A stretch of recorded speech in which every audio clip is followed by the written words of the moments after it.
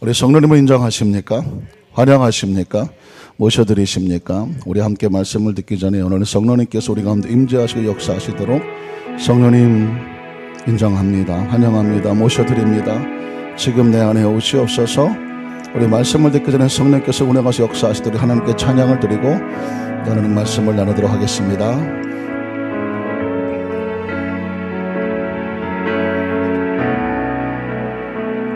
성령님 인정합니다. 환영합니다. 지금 내 안에 오소서. 성령님 인정합니다. 환영합니다. 지금 내 안에 오소서. 오셔서 갈급한 내 영 채워주소서. 지금 내 안에 오셔서.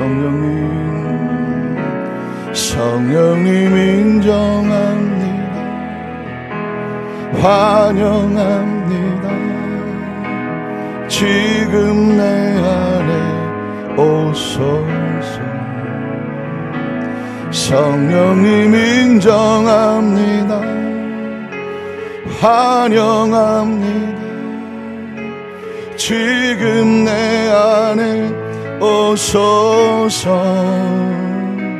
오셔서 병든 나의 몸 고쳐주소서. 지금 내 안에 오소서. 우리 한번 고백할까요? 성령님 환영합니다. 인정합니다. 모셔드립니다. 지금 우리 안에 내 안에 오시옵소서. 할렐루야. 우리 한번 따라 하실까요? 하나님이신 성령님. 이런 제목으로 말씀 은혜를 나누기를 원합니다. 많은 성경학자들이 지금은 성령시대 이렇게 말씀하기도 하고요, 왜 시대를 성령시대라고 나누느냐 또 이렇게 말씀하기도 합니다. 왜냐하면 어느 시대 속에 주고 성령께서 역사하지 않은 때가 있었느냐 하기 때문에 성령의 시대를 나누는 것을 반대하죠. 맞습니다. 구약시대 성령님 역사하셨고 신약시대도 성령님께서 역사하셨습니다. 그리고 지금도 성령님께서 역사하시죠. 문제는 뭐냐면 하나님께서 구약 성경에 예언하신 것은 바로 예수 그리스도 메시아가 탄생한다는 것이었고, 메시아의 탄생을 통해서 구약은 완성됐습니다. 그래서 구약이 됐죠. 예수님이 오셔서 신약의 완성을 이루시고, 그리고 말씀하신 것은 바로 무엇을 받으라? 성령을 받으라는 것이었습니다. 기억하십니까? 기억을 못 하시나요? 기억하십니까? 예수님께서 성령께서 역사하셔서 어떻게 하셨나요? 침례 받을 때도 성령의 임재가 있었고, 가시는 곳곳마다 귀신을 쫓아낼 때도 성령님께서 역사하여 주셨고, 부활하시고 난 다음에도 성령 받으라고 말씀했고, 부활하시기 전도 마찬가지죠. 마가다락방에서도 강력한 성령을 강조하셨고, 예수님 승천하시기 전에 마지막에도 성령 받으라고 계속해서 말씀하신 것을 볼 수가 있습니다. 그래서 저는 그 시대적으로 나눈다고 하면 지금은 성령 시대가 맞다, 저는 그렇게 말씀하고 싶습니다. 왜냐하면 특별히 금요 차례배 때 말씀을 계속해서 사도행전의 말씀을 나누다가 보니까 그렇게 더 강력하게 성령을 강조하신 줄을 몰랐어요. 지금 시대 속에서 성령의 간절함이 우리에게는 절대적으로 필요하다는 것이죠. 그렇다고 하면 지금을 성령 시대라고 말한다고 하면 과연 성경은 성령을 하나님이라고 말씀하고 있는가 살펴보고 싶은 것입니다. 왜 그러냐면 아시는 것처럼 사도신경에도 보면 성령에 대한 이야기가 별로 없어요.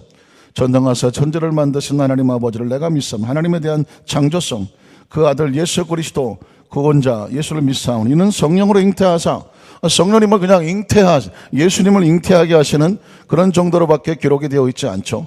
또 성령에 대한 이야기가 없습니다. 예수님에 대한 고난 받으시고 십자가 못 박혀 죽으시고 장사한 지 사흘 만에 죽은 자가 다시 살아나셨고 다시 오신다, 그리고 오셔서 심판하신다, 그런 얘기가 예수님에 대해서만 가득 고백된 것이 바로 사도신경이죠.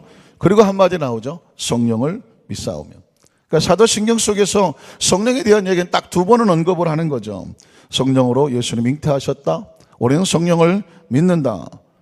그리고 교통하는 것, 죄를 사해 주는 것, 몸이 다스리는 것, 또 영원히 사는 것을 믿습니다라고 사도신경 고백했는데, 심지어 사도신경조차도 성령에 대한 것은 딱 2번밖에 언급되지 않는데 그것도 상당히 미흡해 보이는 것이죠. 과연 그렇다고 하면 창조주 하나님과 성자 예수 그리스도와 그리고 성령 하나님은 과연 동일한 삼위일체가 맞는가? 성령은 과연 하나님이신가? 라는 것을 성경 속에서 발견해 보고 싶다는 것입니다. 우린 첫 번째로 성경은 성령님에 대해서 하나님이라고 명칭으로 말씀하고 있습니다. 한번 따라 하실까요? 성령님은 하나님이십니다. 누가 기록한다고요? 성경이 그렇게 성령님을 하나님이라고 명칭하고 있기 때문에 그렇습니다. 오늘 사도행전 5장 1절로 3절의 본문을 한번 읽어볼까요? 아나니아라고 하는 사람이 그 안에 삽비라와, 두 사람은 부부죠, 더불어 소유를 팔아서 그 앞에서 얼마를 감춤해 그 아내도 알더라. 얼마만 가져다가 사도들의 발 앞에 두니 베드로가 이르되 아나니아야 어찌하여 사탄이 네 마음에 가득하여 네가 성령을 속이고, 누구를 속이고? 성령을 속이고 땅값 얼마를 감추었느냐라고 베드로가 책망을 합니다. 이 초대교회가 세워지면서 강력한 질서가 필요한, 이제까지는 교회가 없었어요. 이제 베드로를 통해서 또 11제자, 또 새로운 마띠아가 12제자를 통해서 120문자가 주축이 돼서 초대교회가 세워지게 되는데, 사람들만 모여있다고 생각을 하니까 질서가 필요하지 않겠습니까? 성경은 우리에게 교회가 어떤 곳인지를 말씀해 줍니다. 사람들이 모여있지만 그 속에 모인 것은, 교회는 누가 세우신 것이다? 하나님이 세우신 것이고, 그 운행하시는 것은 바로 성령님께서 운행하시는 것인데, 사람들이 모이면 조직과 무슨 계급이 있고 이런 걸 통해서 질서를 세우지만 교회는 질서를 누가 세우실까요? 성령님께서 세우신 거죠. 한번 따라 하실까요? 교회의 질서는 성령님이 세우십니다. 그래서 베드로가 그 사도들과 함께 이제 초대교회를 잘 이끌어가는데, 그때 한 사람이 자신의 것을 하나님 앞에 땅을 팔아서 하나님 앞에 드려지기를 원해서 드려진 사건이 있었습니다. 그러자 아나니아와 삽비라가 우리도 저 사람처럼 정말 우리가 얼마를 헌금을, 땅을 드리면서 많은 사람들에게 칭찬을 받았으면 좋겠다, 이런 생각이 들어서 땅을 팔았는데, 그 땅을 팔고 다 드린 것이 아니라 얼마를 어떻게 했다고요? 감추었습니다. 얼마를 감추었으니 부부만 알고 있고 다른 사람들은 모르는 거죠. 베드로도 모르고 사도들도 모르고 사람들은 모른다고 생각을 했습니다. 그래서 가지고 와서 베드로 앞에 내려놓고 뭐라고 말하냐면, 우리가 판 땅값을 전부 다 가져왔습니다. 하나님 앞에 드립니다. 굉장히 중요한 것이지만 베드로가 볼 때 성령께서 그 속에 운행하시기를 지금 이 사람은 거짓말을 하고 있다라는 것을 알려주고 있습니다. 굉장히 놀라운 사건이죠. 베드로가 어떻게 알겠습니까? 사람의 마음을 어떻게 알겠습니까? 그 속이는 걸 어떻게 알겠습니까? 그런데 그 속이는 것은 바로 지금 하나님 앞에 내려놓으면서 하나님을 속이고 있기 때문에 베드로의 마음속에 성령께서 감동을 주셔서 네가 지금 누구를 속이고 있다? 성령을 속이고 있구나. 땅값 얼마를 네가 감추었구나 라고 이렇게 그의 잘못을 드러내고 있습니다. 그러니까 이 이야기는 뭐냐면, 성령께서 얼마나 강력하게 교회의 질서를 세워나가시는지를, 초대교회를 세우신 성령님의 모습을 보여주고 있습니다. 과연 그러면 성령을 속인 것은 누구를 속인 걸까요? 4절에 보니까 이렇게 말하고 있습니다. 땅이 그대로 있을 때는 내 땅이 아니며 판 후에도 내 마음대로 할 수가 없더냐. 어찌하여 이 일을 내 마음에 두었느냐. 사람에게 거짓말하는 것이 아니요 누구에게? 하나님께로. 아까 성령을 속였다고 말했잖아요. 그 성령을 속인 것은 누구에게 거짓말하는 것입니까? 하나님의 거짓말. 그러니까 성경은 우리에게 성령은 하나님이시다라는 것을 아주 자연스럽게 초대교회 성도들에게 말씀을 통해서 선포해 놓고 있고, 그 말씀을 듣는 우리에게도 성령님이라고 하는 것은 필요에 따라서 그냥 우리가 하나님의 일을 하시는데 필요한 어떤 은사 정도로 생각하는 것이 아니라, 성령님은 교회를 세우고 교회의 질서를 세워나가시고 교회의 직분자들을 세워나가시고 그 교회를 전체로 이끌어 가시는 것은 바로 성령님입니다. 교회를 보호하시는 분도 성령님이고, 교회 가운데 역사하시는 분도 성령님이고, 교회를 지키시는 분도 성령님이시고, 그리고 교회 잘못된 것을 질서를 잡아주시는 분도 성령님이시는 거예요. 거짓되고 올바른 것을 분별해서 깨닫게 하시는 것도 성령님이신데, 그 성령은 홀로 하시는 것이 아니라 하나님이시기 때문에 하나님과 함께 하신다라고 말씀하고 있는 것입니다. 디모데후서 3장 16절에도 보면 여러분, 이 말씀은 성경은 어떻게 기록됐는지를 보여주는 것인데요, 모든 성경은 누구의 감동으로 됐다고 말합니까? 하나님의 감동으로 된 것으로 말하고 있습니다. 교훈과 책망과 바르게 함과 의로 교육하기에 유익하다라고 말하고 있는데, 사실 성경은 정확히 말하면 성령의 감동으로 기록된 것입니다. 기록자들이 사람이 기록하겠죠. 그러나 그들이 그냥 자기 의사대로 기록한 것이 아니라 성령의 감동을 받아서 그 성령의 말하심에 따라 또 성령께서 기록하기에 따라서 말씀을 선포하거나 성령께서 기록하신 것인데, 성경은 말씀하시기를 그 성령의 감동은 누구의 감동이다? 하나님의 감동이다, 이렇게 말씀하면서 성령님인 바로 하나님과 분리된 분이 아니라 하나님의 감동, 하나님과 같은 분이라는 것을 성경은 그렇게 기록해 놓은 것을 발견하게 되는 것입니다. 그래서 하나님은 성령님을 통해서 역사하시고 또 성령님은 하나님과 함께 역사하시는데, 이걸 삼위일체의 신비라고 말을 하죠. 그러나 중요한 것은 구약시대 하나님의 말씀과 계명을 통해서 이스라엘 백성을 친히 이끄셨고, 메시아를 예언하셨고, 선지자들은 메시아를 선포하고 메시아 예언을 선포하였고, 그리고 예수님은 바로 하나님의 말씀의 예언을 완성으로 오셨고, 그리고 예수님 다시 하나님 나라를 가지고 오셨고, 그리고 주님이 다시 오실 때까지 이 세상에 우리에게 누가 필요하냐면 성령님과의 동행이 필요한 줄로 믿습니다. 자, 그렇다고 한 번 더, 두 번째로 성령님의 속성을 살펴보니까 성령님의 속성도 하나님의 속성과 동일하더라. 다시 말해서 성령이 하시는 모든 것은 바로 하나님의 속성이 없이는, 하나님이 아니시면 하실 수 없는 일이라는 것을 발견하게 됩니다. 히브리서 9장 14절을 보면 성령님은 하나님과 뭐가 동일하실까요? 하물며 어떻게 하신 성령님? 영원하신 성령님으로 말미암아 흠없는 자기를 하나님께 드린 그리스도의 피가. 자, 그러니까 삼위일체 하나님을 우리가 어떻게 증명하지 않을 수가 없는 게, 하물며 영원하신 성령님으로 말미암아 흠없는 자기를 하나님, 성부 하나님, 그리고 드린 그리스도, 성자 예수 그리스도가 성경 한 구절에 같이 드러나고 있지 않습니까? 이 땅에 영원할 수 있는 분은 누구밖에 없을까요? 하나님밖에 없습니다. 그런데 성령을 뭐라고 말하냐면 영원하다고 말씀하고 있습니다. 그러니까 성령 하나님은 하나님과 동일하게 영원하신 분입니다. 누가복음 1장 35절에 보면 성령은 또 어떤 분이냐면, 천사가 대답하여 이르되 성령이 내게 임하시고 지극히 높으신 이의 능력이 너를 덮으시리니 이러므로 나실 바 거룩한 이는 하나님의 아들이라 일컬어지더라. 자, 그러니까 다시 그 앞에 부분을 봐주세요. 천사가 대답하여 이르되 성령이 내게 임하시니, 성령이 임하시면 권세와 능력이 임하게 되는데, 그 능력은 누구의 능력과 같으냐면 지극히 높으신 분은 하나님이거든요. 그러니까 성령의 능력은 하나님의 능력이고, 그 다음에 보면은요, 너를 덮으신 이름으로 나실 바 거룩한 이는 하나님이다. 그러니까 성부, 성자, 성령 하나님께서 함께 운행하시는 모습이 누가복음 1장의 35절에 나오는데, 역시 전능하신 하나님은 전능하신 성령의 능력이다라고 말했죠. 고린도서 2장 10절로 11절에 보면 성령은 또한 전지하시다고 말합니다. 모든 것을 아신다고 그랬죠. 오직 하나님이 성령으로 이것을 우리에게 하나님이 성령으로 우리에게 보이신다라고 말했습니다. 그러면 성령은 무엇을 아는가? 모든 것, 곧 하나님의 깊은 것까지도 어떻게 하신다?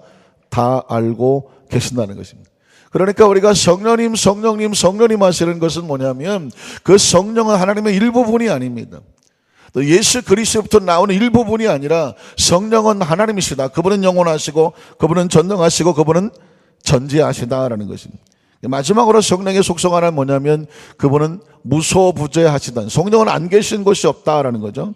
시편 139편 7절로 13절에 보면 다윗의 입술을 통해서 이미 성령님의 존재가 이렇게 속성이 드러나고 있는데, 내가 주의 영을 떠나 어디로 가며 주의 앞에서 어디로 피할 수가 있겠습니까? 라고 말. 그러니까 성령은 어디에나 계시는 분입니다.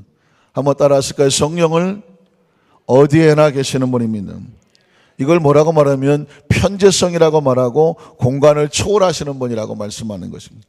자, 8절에 보면 성령은 또 어디 계시냐면, 내가 하늘에 올라갈지라도 거기 계시며 수월에 내 자리를 펼치라도 거기 계십니다. 이 말은 뭐냐면, 하늘에 올라간다는 것은 4차원적인 영적인 하나님의 나라를 말하고, 저 수월한 이 세상의 가장 낮은 곳을 말하는 것도 역시 마찬가지. 그러니까 이 다윗은 이미 뭐 차원이라는 것을 이분들은 이미 알고 있었던 분들이에요. 이 땅이 3차원이라고 하면 하늘은 4차원적인 존재인데 이미 다윗은 하나님의 영 자체가 4차원이니까 하나님의 영혼이 우주 만물을 끌어안고 있으면 이 세상 어디도 안 계신 분이 없고 하나님의 나라, 하나님의 영 속에서도 하나님의 나라, 영의 나라죠. 그 속에도 이미 계시다라고 그런 고백하고 있는 것입니다. 여러분 9절로 10절에 보면 내가 새벽 날개를 치며 바다 끝에 가서 거주할지라도, 바다 끝이라고 하면 무슨 의미냐면 이 땅에 숨을 수 있는 가장 먼 곳, 공간적으로 가장 먼 곳을 말하지만 거기 가도 거주한다도 뭐가 있을까요? 10절에 보면 거기서도 주의 손이 나를 인도하시며 주의 오른손이 나를 뭐하고 있습니까? 붙드신다고 말씀하고, 제가 아까 기도할 때 그런 고백을 했죠. 골짜기가 중요한 것이 아닙니다. 장소가 중요한 것이 아니고 그곳 하나님의 성령께서 함께 하시는 것을 보느냐 보지 못하느냐, 영적 시야가 중요한 거죠. 생명의 골짜기와 사망의 골짜기는 환경이 만드는 것이 아니라 그곳에 하나님의 성령과 함께 하는 것을 아는 사람과 그것을 알지 못하는 사람과의 차이예요. 여러분이 계시는 곳 하나님의 성령께서 함께 계심을 믿으십니까? 생명의 골짜기예요. 아무리 호의워서 좋은 곳이 있다고 할지라도 성령님 함께 계심을 모른다고 한다면 그것은 생명의 골짜기가 아니라 사망의 골짜기가 되는 것입니다. 7월달 한 달이 생명의 달이 되느냐, 그렇지 않냐, 역시 우리는 이 7월달 한 달로 성령님과 동행하는 삶이 되어야 될 줄로 믿습니다. 그리고 11절로 12절에 보면 혹시 말하기를 흑암이 반드시 나를 덮고 나를 두른 빛은 밤이 되리라 할지라도 주에게는 흑암이 숨기지 못합니다. 그러니까 가장 어둡고 힘들고 절망적인 상황이라고 할지라도 하나님의 성령께서 들어가지 못할 수는 없다는 것입니다. 아무리 내 가슴에 절망과 좌절이고 난 이제 모든 빛이 없는 어둠 속에 있는 것 같습니까? 있습니다 라고 할지라도 그것에 성령님께서 이루지 못할 수는 없으며 밤이 낮같이 비추이나니 주에게는 흑암과 빛이 같다라는 것입니다. 인간은 사실 빛 앞에서는 화려하지만 흑암 앞에서는 절망하지 않습니까? 우리 시각으로 보는 것이죠. 그러나 성령께서는 흑암과 빛이 의미가 없다는 것입니다. 왜냐하면 성령 안에서는 흑암도 빛도 다 똑같이 그 속에 밝게 드러날 수밖에 없다고 말씀하고 있습니다. 마지막 13절은 이렇게 고백하고 있죠. 주께서 내 내장을 지으시며 나의 모태에서 나를 만드셨나이다. 나의 모태라고 하는 것은 시간적인 개념이죠. 우리가 오래전에 어머니 태석에서 나올 때 이미 그 속에 잉태될 때도 이미 성령께서는 우리 모두를 알고 계신다고 하는 것입니다. 그러니까 제가 늘 그런 얘기하죠. 성경은 지금 우리에게 무슨 얘기를 하고 싶어 하냐면 이 세상이 전부인 줄 알고 살아가는 3차원적인 흙덩어리의 사고 속에서 너희는 흙덩어리로 끝날 존재가 아니라 영을 가진 영원히 사는 시간과 공간을 초월하며, 믿으십니까? 하나님의 영적인 존재인 것을 기억하면서 이 세상에다가 마음 빼앗기고 이 세상의 끝이라고 생각하지 말고 하나님의 나라를 기억하고 하나님 나라를 믿고 하나님 나라 속에 들어갈 것을 날마다 이 땅에서 준비하며 살아가라. 이게 결국 성령께서 우리에게 주시는 신앙이고 메시지고 성경은 우리에게 바로 이것을 깨우쳐 주려고 하시는 줄로 믿습니다. 말씀을 정리하기를 원합니다. 지금은 성령 시대라고 말씀하는 것은 저는 옳다고 생각합니다. 왜냐하면 아시는 것처럼 창세기부터 계시록까지 하나님이 역사하셔서 예수님, 또 예수님 오셔서 3년 반 동안에 하나님 말씀을 선포하셨지만 이걸 우리가 어떻게 깨달을 수가 있겠습니까? 어떻게 믿을 수 있겠습니까? 어떻게 우리 속에 하나님의 역사가 나타납니까? 이것을 알게 하시고 깨닫게 하시고 성경을 읽을 때마다 성령으로 감동된 것을 우리가 어떻게 합니까? 성령이 조명하셔야 됩니다. 한번 따라 하실까요? 성령의 조명. 아까 성령의 감동이 기록된 것이라고 하면 성령의 조명은 깨닫게 하시는 것입니다. 하나님께서 아무리 하나님 말씀을 가서 혼자 외우고 혼자 공부하려고 해도 말씀이 깨달아지지 않는 것은 성령께서 감동하신 것입니다. 성령께 기록해 놓았기 때문에 성령께서 우리를 알게 해 주셔야 되는 것입니다. 지금 우리가 어떻게 성령님의 충만함이 필요하냐고 묻는다고 하면 성령이 충만해야 하나님의 뜻을 알게 되고 뜻대로 행하게 되고, 그리고 왜냐하면 하나님께서도 성령을 통해서 우리에게 알게 하신다고 말씀했으니까 하나님을 알려면 성령을 알아야 되고, 예수님께서 우리에게 주신 이 사역과 능력의 역사가 나타나려면 무엇이 우리 속에 성령이 들어와야 돼요. 예수님과 3년 반을 같이 했던 베드로조차도 성령을 받기 전에는 예수님이 가르쳐준 건 머릿속에만 있었고 아무런 능력도 없었고 역사도 없고 심지어 예수가 누구인지도 잘 몰랐습니다. 주는 그리스도의 하나님의 아들이라고 고백했던 베드로조차도 그 십자가 앞에서 베드로 도망치는 모습을 통해서 예수님조차도 이 베드로는 예수님 누군지도 몰랐어요. 그가 성령을 받고 나서 비로소 고백한 게 뭐냐면 내 속에 있는 것을 너에게 준다라고 말했을 때 그는 바로 진정한 예수의 능력이 된 줄로 믿습니다.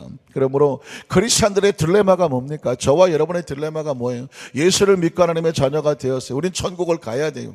천국에 가도록 약속이 되어 있습니다. 그러나 이 땅의 삶을 사는 동안에 하나님 자녀답게 살아야 돼. 하나님을 경험하고 살아야 되고 누리고 살아야 되고 알고 살아야 되고 지키고 살아야 되고 나라 속에 들어와 살아야 되는데 우리가 어떻게 합니까? 이 흙덩어리들이 어떻게 합니까? 방법은 하나예요. 우리 속에 누가 오셔야 돼요?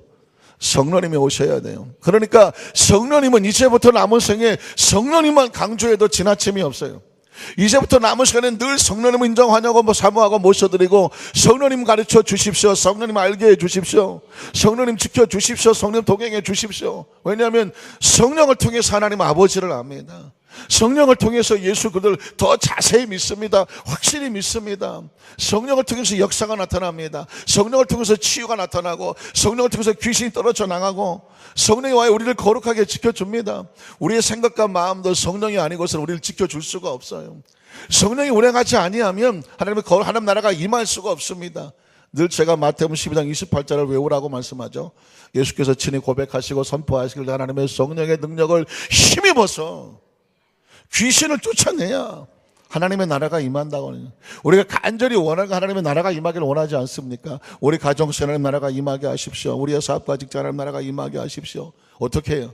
성령께서 우리와 함께 하시면 귀신을 쫓아내고 하나님의 나라가 임하게 되는 줄로 믿습니다.